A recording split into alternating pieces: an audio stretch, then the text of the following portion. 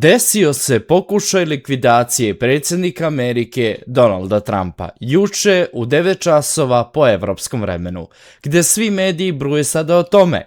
Kažu da je nepoznato lice, koje je sada poznato, htelo da izvrši napad, upadne u Belu kuću, u jednu od najzaštićenijih objekata na čitavom svetu, ne samo to, nego da probije i obezbeđenje najzaštićenijeg predsjednika na svetu i da likvidira Donalda Trumpa, posle čega je Donald Trump izašao na svoju konferenciju za medije, na briefing i rekao da mu je drago što su se svi tu uspeli sakupiti, da mu je drago što je video koga sve podržava i da mu nije drago što se ovo desilo, ali da će se i to rešiti. Izgleda posle onoga da je zaspao u svom ovalnom ofisu, sada se desilo to da je neko pokušao da ga likvidira. Da nije slučajno, možda bi bilo malo i smešno, zato što njegovi upravo PR menadžeri kažu da će biti na ovoj večeri koja se organizuje u Beloj kući, malo žurke, malo pričanja i malo pucanja. Neverovatno,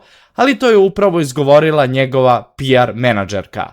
Međutim, što je još jako interesantnije, da li je ovaj celokupan incident namerno namešten kako bi Trump privukao opet pažnju na sebe? Dobrodošli u novi videoklip. Ukoliko već niste, ne zaboravite se pretplatite na kanal. Kliknite na to dugme subscribe ili pretplati se i ne zaboravite da mi ostavite vaš komentar na teme koje obrađujem. Također, ukoliko već niste, kliknite na like ili ti vam se sviđa ovaj video zapis kako bi drugima izašli u preporučene.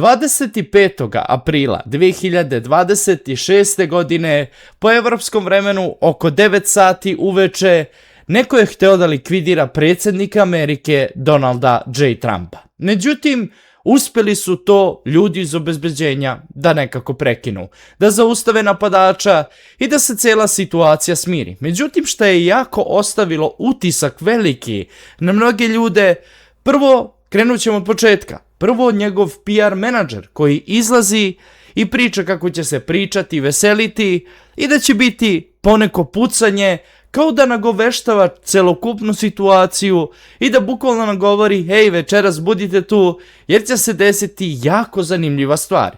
I gle čuda, posle njene izjave, pola sata posle toga, upravo se cela priča i dešava. This speech tonight will be classic Donald J. Trump. It'll be funny, it'll be entertaining, there will be some shots fired tonight in the room, so everyone should tune in, it's going to be really great. I'm looking forward to hearing it. Međutim, posle njene izjave dešava se još interesantnija informacija. Tačnije, nepoznati lik koji je sada njima poznat je 12 sati pre početka cele večere i cele ceremonije bio nekoliko hiljada puta googlan ili ti tražen upravo u Izraelu. Dečko koji inače je preko noći postao poznat u Izraelu, znate, to je slučajno da baš Izraelci njegovo ime i prezime traže 12 sati pre nego što se čitava priča ova dogodi. Gle čuda, kako neverovatno, zar ne? I onda neko mi kaže da ovo sve slučajno se desilo i da uopšte ovo nije namešteno. Međutim, što je još jako interesantnije, taj isti dečko je neko ko podržava veliki Izrael, ideologiju velikog Izraela i IDF-a, čak je nosio uniformu 2023. godine, emblem tačnije samoga IDF-a gdje je pokazao solidarnost i podržavanje izraelskoj vojsci dok je ona vršila genocid nad Palestincima. Tako da ovo sve nikako ne može biti slučajno. Koliko god ljudima se činilo to realno ili ne, ali ipak izgleda da je ovo sve dobro isplanirano. Neminovno je da je Trumpu potrebno da skrene pažnju na sebe. Neminovno je da Trump pokušava sada na sve načine da skrene pažnju što je više moguće i medije i svih ostalih, jer ne ide sa Iranom. Ne može jednostavno da vodi tu bitku gdje govori da je Ormuzski moreuz odmrznut, da može da se koristi, da nema blokada, da Amerika štiti sve, pa onda otimanje tankera od strane IRGC-a, Iranske nacionalne garde, pa onda problemi u Americi, berza, pa mnogo toga gde Trump više nema svoju moć, pa pokušava sada na sve načine da privuče nekako na sebe pažnju, da bi mogao opet da manipuliše, jer definitivno svi su prestali da veruju ono što on priča i svi govore da on masovno laže, što se potvrdilo kao i u milion stvari koje je izgovorio da je istina, da je sve slagao i da je pokušao da izmanipuliše naciju. Međutim, što je još jako interesantno, isti čovek koji je inače u Trumpovom obezbeđenju, koji je, kada je Trump pogođen u uvo,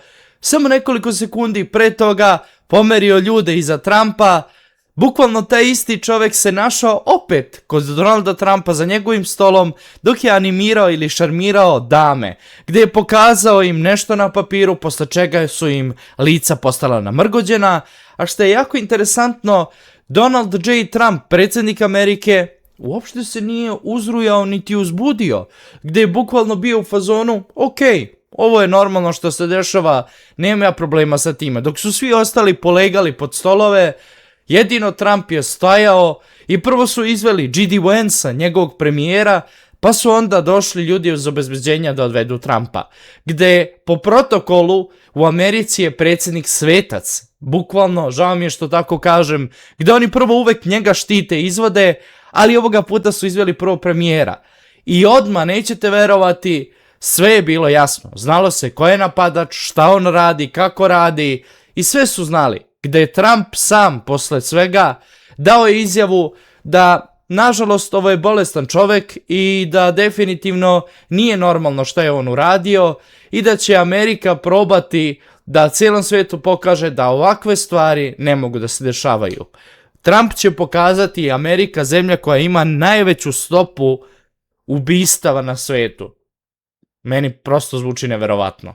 Realan da budem, ovo je normalna stvar i normalna procedura, nažalost, kada gubite moć, da probate da privučete medijsku pažnju na sebe. Jer definitivno to tako ide. Tako su uspeli da Epsteinove fajlove prekriju celom pričom oko Irana. Sada pošto poraz od Irana je stigao i definitivno Amerika nije uspela u onome što su hteli da predstave svetu, sada traže drugačiju priču kako neko hoće da likvidira Trumpa i to bože da svi moramo da branimo predsjednika Amerike, inače nastaje haos, gde pokušavaju opet da izmanipulišu kako bi opet skrenuli pažnju sa nečega, gde vidimo da definitivno ovo je igra moći, ljudi koji imaju nažalost sistem u svojim rukama i koji govore o svemu onome šta se dešava, gde kontrolišu i medije i sve ostalo. Pogledajte samo medije, svi od jutros mediji pišu o tome kako je neko pokušao da likvidira Trumpa, kako je taj ubica uhapšen ili šta već, ili potencijalni napadač, ali interesantno je da više niko ne piše o Iranu, ne piše više niko o ceni energenata, ne piše više niko o ceni marketa i svega što se dešava, berzi. Također što je još jako interesantnije, kažu da večeras kad se otvore berze, ili tačno u ponoć, dizel će poskupeti i sve će otići na gore. I moraju jednostavno da pripreme teren i moraju polako ljude da uvode u ono što se zove globalni restart, jer definitivno niko im više ne veruje u ništa. I definitivno oni ceo sistem sami kontrolišu kako hoće i prave od ljudi budale. To je ono gde ja konstantno govorim ljudima, gledajte samo činjenično stanje i gledajte samo ono što se dešava, prateći put novca i prateći put političara, gdje će vam sve biti jasno koji je sljedeći njihov korak, šta će uraditi, kako će uraditi. Jer ispostavilo se da je ta logika potpuno zdrava i da je nažalost uvek tačna, gdje sada analitičari očekuju i večeras da bi mogao početi potencijalni sukob ili napad na Iran, ali to ćemo pratiti kroz ovo vreme koje dolazi i nadamo se da do toga stvarno neće doći. A do tada pratimo zašto je neko htio da likvidira Trumpa i ko je ovo atentat ili likvidacija to jest po broju u pitanju. Jer jedino više samo predsjednik Srbije ima od Trumpa pokušaja atentata, ali dobro, vidjet ćemo šta se dešava u bliskoj budućnosti. Hvala svima još jednom koji pratite moje video klipove, hvala svima vama koji ste uz mene, ukoliko već niste ne zaboravite se pretplatite na kanal, kliknite na to dugme subscribe ili pretplati se i obavezno mi ostavite vaš komentar na teme koje obrađujem. A mi se vidimo u sljedećem videoklipu. Do sljedećeg videoklipa, srdačan pozdrav!